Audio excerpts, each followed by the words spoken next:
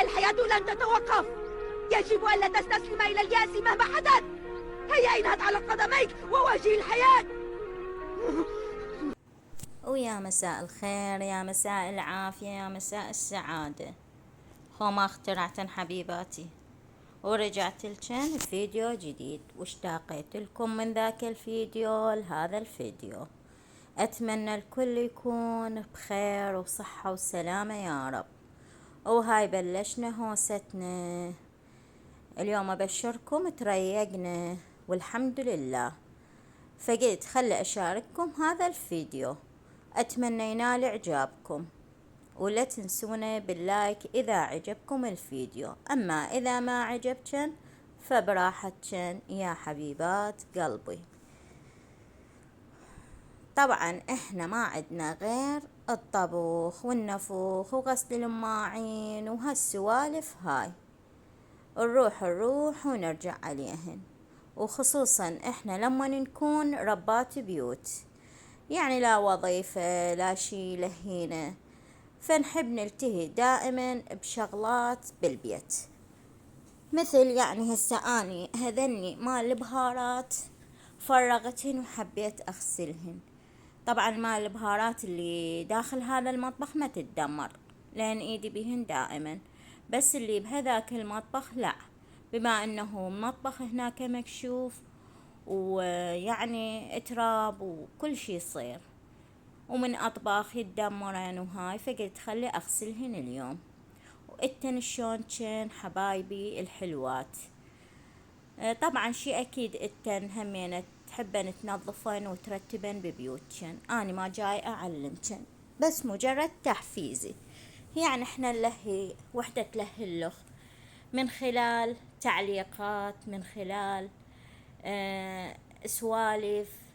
طبعا وطلبوا من عندي الانستا مالتي، انا الانستا مالتي ناشرته على المنتدى. اللي تحب يعني تشاركني بالانستا وتشاهدنا.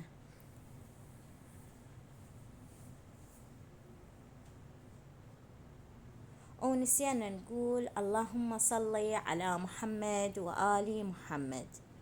يوميا نحب نرددها، حتى لو مو فيديو وياكم أشارككم به، لازم يوميا نصلي على محمد وآل محمد، على مود العافية، على مود صحتنا، على مود تتيسر أمورنا. ومهما كانت الحياة صعبة لازم نكون احنا قدها وقدود، انتي واني وهذيك البعيدة وغيرنا وهواي مرينا بظروف صعبة، بس لازم نقاوم. ودائما المرأة اللي هي ربة البيت واللي مسؤولة عن عائلة واللي مسؤولة عن مجموعة أطفال دائما تبدي مصلحة أطفالها وعائلتها على مصلحتها، صح لو غلط؟ هاي طبعا نحكي على المرأة المعدلة أم البيت اللي تحب عائلتها. طبعا هاي القدرية مو عبالكم يعني هاي أسلق بيها البيض، هاللي هيجي أنا مخليتها لسلق البيض. المهم دائما احنا نفكر بعائلتنا، الأولوية احنا مخليها لعائلتنا، بس يبقى نفسنا إلها حق علينا من ناحية كل شي. صح الأمور صعبة والحياة صعبة والمتطلبات جاي تزيد ما جاي تنقص، ويعني المرأة كل شي تحتاج، بس دائما تبدي حاجة أطفالها وعائلتها. طبعا أنا كل ما يكبرون كل ما أظل أصح لهم أطفال، يعني البنات عندي عمرهن 20 سنة أصح بعد بنات جهالي، يعني دائما أقول جهالي بنات التوأم 20 سنة عمرهن، دائما نقول أطفال. فالحمد لله والشكر على كل حال. يعني قليل من الأمهات تشوفهن يبدل مصلحة أطفالهن على مصلحتهن، تشوفهن يهتمن بنفسهن وبمكياجهن وبطلعتهن وبطبتهن وهاملات أولادهن. لا حبيبتي، انت كملي أمورك كليتها على خير وسلامة، لازم تكملين أمورك كلها. شلون يعني؟ يعني لازم تضحين. احنا كليتنا دا نأدي رسالة، بس مو ياهد كان تتحمل تأدي الرسالة مالتها، ومو ياهد كان تتحمل الضغط. كأم انتي اتحملتي هواي ضغوطات من الحياة، اتحملتي هواي اشياء مرت عليك، هواي صعوبات. أنا من الناس اللي يسمعني أحكي يقول هي وبس، بس ما يدري أنا شبيه ما بيه. ودائما ومع الأسف الناس تحكم على المظهر، ما تدري الناس شبيها ما بيها. شافوها لابسة وكاشخة ومرتبة وكل شي أمورها تمام وبيتها نظيف وأولادها ينجحون ويتوفقون، بس ما يدرون كمية التعب اللي تعبت بيه. وجبناها عن نساء المهملات. يعني اكو هواي نساء يهتمن مع الأسف برواحن ويهملن بيتهن من كل النواحي. يعني تهمل نظافة بيتها، تهمل أولادها، ما تسوي الشغلات اللي يتوجب على كل أم بيت تسويهن. فنصيحتي الكل أم، ما أقول كل وحدة مهملة، لا، الكل أم إنه ترتب وضعيتها على أتم وجه. كلياتنا احنا جايين نأدي هاي الرسالة، والرسالة انه ندير بالنا على نفسنا وعلى اولادنا وبناتنا وعائلتنا وبيتنا، ونهتم بكل شي داير ما يدور. صح المسؤولية صعبة، بس انت قدها وقدود، انت معدلة ومترباية وام بيت وشاطرة، وانت قدها وقدود. صح حبيباتي؟ طبعا هذا الفرن او الاوفن شويت بيه مرتين ثلاثة فصار بيه طفار مال دهن، فقلت خلي انظفه بدربي، بما انه صار بيه يعني شوية دهونات، ما اريد يظل يعني دهن على دهن وبعدين يصير بصعوبة تنظيفه. فالحمد لله والشكر لله على كل النعم اللي الله انطانا اياها. الحمد لله انه الله انطانا الصحة والعافية. حتى لو انت فقيرة قولي الحمد لله والشكر لله. كليتنا دنعاني منعاني، يعني كليتنا عدنا مأساة، كليتنا عدنا مشاكل، بس كل شي وإلى وقته. بيتك يريدك، أولادك يردوك، انت تردين نفسك، يعني لازم تكونين قدها وقدود، كلها معتمدة عليك. يعني صح يقولون الأبو خيمة، بس الأم عامود البيت كله، عامود الهاي الخيمة. الأم يعني أحسها، مو أقول الأب مو مهم، لا، بس الأم يعني دورها أقوى من ناحية كل شي. يعني يبقى الرجال إنه أكثر شي تواجده برا، بس أنت تواجدك دائما داخل البيت خلي يكون قوي.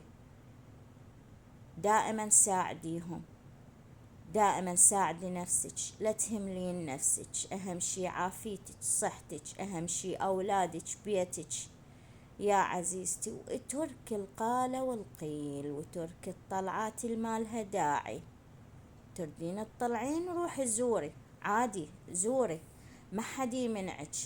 وروحي اخذي اطفالك ونسيهم، هاي حدائق عامة واكو متنزهات واكو مطاعم، اكو شغلات ترفيهية، روحي نفهي عن نفسك وعن اولادك. بس دائما احب اقولك تركي النميمة، تركي الغيبة، تركي الناس، تركي القال والقيل. مو تجيك وحدة تقولك فلانة قالت عليك وانت صدقتي، طيران. لبستي عباتك ورحتي لها طيران. يا بنتي رايحة تتعاركين على شنو؟ انت لازم تسمعين من الطرف الثاني. دائما لا تحكمون على الامور من النظر، ودائما لا تسمعون من شخص واحد، دائما اسمعوا من عدة اشخاص. والتسرع ترى ما من وراه غير بس الندامة. وهواي احنا نتسرع بحياتنا اليومية، وهواي عدنا اغلاط، واحنا ناس بسطاء وكليتنا نغلط. اني وانتي وانتي وذيك وهذيك كليتنا دا نغلط. بس الشاطر يتعلم من الغلط وما يكرره. الشاطر يعتمد على نفسه.